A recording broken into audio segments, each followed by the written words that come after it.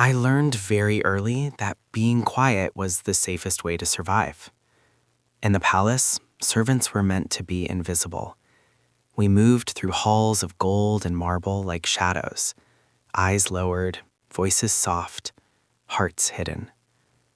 No one asked where we came from. No one cared who we were, only that we served without question. I had no family name, no memory of parents, just a small pendant I wore beneath my uniform, warm from my skin, and the knowledge that I was an orphan lucky enough to be taken in by the palace rather than left to disappear. And I carried a secret. I was an Omega. In a kingdom ruled by alphas, by power, dominance, and bloodlines, being an unregistered Omega was dangerous. Omegas were claimed, married off, or locked away for their own protection. None of those options meant freedom. So I learned to suppress my scent. I learned to stay small, to avoid eye contact, especially with the king. King Kalen was not cruel. That was what made him terrifying. He was young, sharp-eyed, and devastatingly calm. His presence alone silenced rooms. Alphas bowed their heads to him. Ministers trembled when he spoke. And the first time he passed me in the corridor, his steps slowed. Just for a moment. I felt it instantly, that subtle pull deep in my chest, the bond instinct, the thing I had spent my entire life hiding. His gaze flicked toward me, sharp and searching. Then he walked on. I didn't breathe again until he was gone. From that day on, I avoided him at all costs. I volunteered for night shifts, chose distant wings of the palace. I kept my head down and prayed my suppressants would hold. They didn't. It happened during the winter festival, when the palace was crowded and warm with bodies and music. My vision blurred while carrying trays through the great hall. My skin burned. My scent, sweet, unmistakable, slipped free before I could stop it. The room went quiet. Not all at once, but slowly, like the air itself had changed. And then I felt him. King Kalen turned.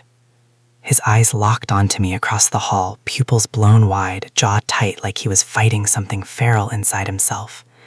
Fear rooted me to the floor. I dropped the tray. The sound echoed like a gunshot. Guards moved instantly, but the king lifted one hand, stopping them. "Clear the hall," he said. No one questioned him. Moments later, I was standing alone before the throne, shaking, scent thick in the air, heart pounding so hard I thought it would give me away. "I won't touch you," Kalen said quietly. That surprised me enough to look up. His expression was strained, controlled, painfully so. "You are safe," he continued, "but you will tell me the truth." So I did. I told him I was an orphan, that I didn't know my lineage, that I hid my Omega status because I wanted to live like a person, not a prize. He listened. When I finished, he exhaled slowly, like he'd been holding his breath for years. "You are under my protection now," he said. "No one will claim you. No one will force you." I should have been relieved. Instead, I was terrified. Being seen by a king was more dangerous than being invisible. From that night on, everything changed. I was moved to a quieter wing of the palace, given my own chambers, treated with a respect that felt undeserved and unsettling.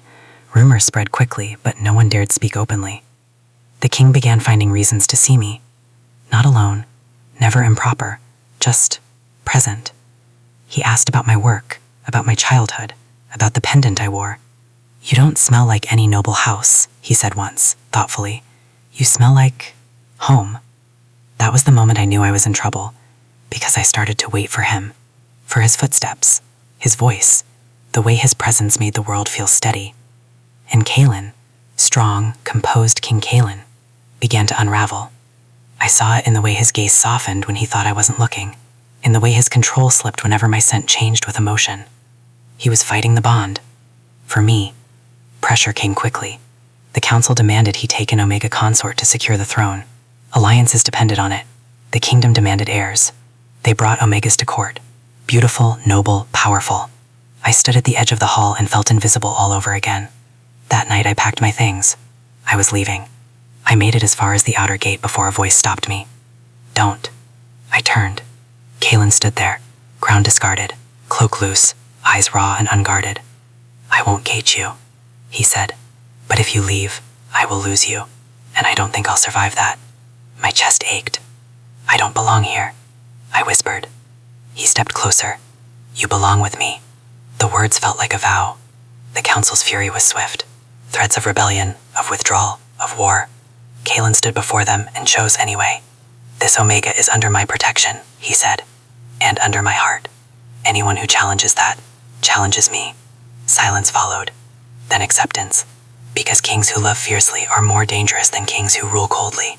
The bond ceremony was quiet, private, no spectacle, just two souls choosing each other. When Kalen pressed his forehead to mine, the bond settled gently, warm, steady, safe. For the first time in my life, my scent didn't feel like a curse.